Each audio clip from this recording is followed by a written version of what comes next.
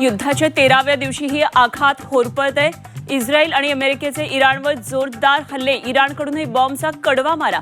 युद्धबळींचा आकडा 1300च्या पार। ओमानच्या सलाहा बंदरावर इराणचा हल्ला, ओमानचं सर्वात मोठं तेल साठवणूक केंद्र नष्ट। इंधन टंचाईच्या झळा आता आणखी वाढण्याची शक्यता।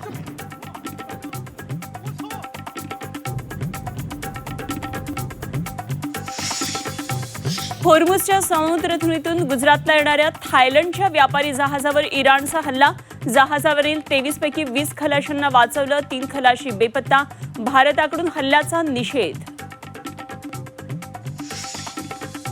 घरगुती गॅस सिलेंडरचं बुकिंग होत नसल्यामुळे सर्वसामान्य नागरिक हैराण, सिलेंडरसाठी गॅस एजन्सीबाहेर रांगा।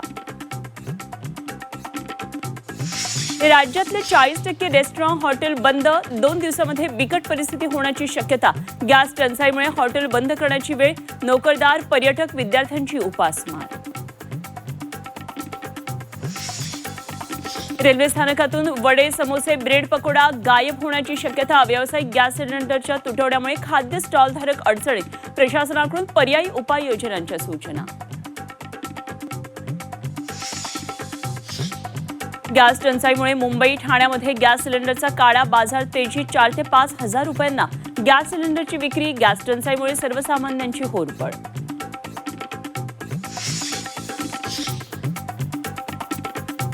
युद्धामुळे लग्नही लांबणीवर पडण्याची शक्यता। सिलेंडर तुटवड्यामुळे कॅटरर्स, व्यावसायिकांकडून ऑर्डर घेणं बंद, तर लॉन्स व्यावसायिकही अडचणीत।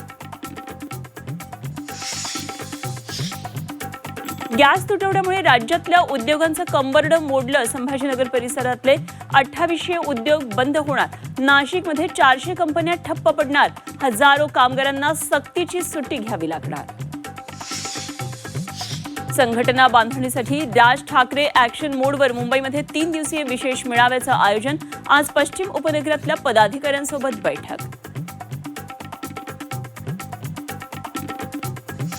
राज्यात पुढचे 2 दिवसांमध्ये उष्णतेच्या लाटेचा इशारा, तर विदर्भात अवकाळी पावसाचा अंदाज।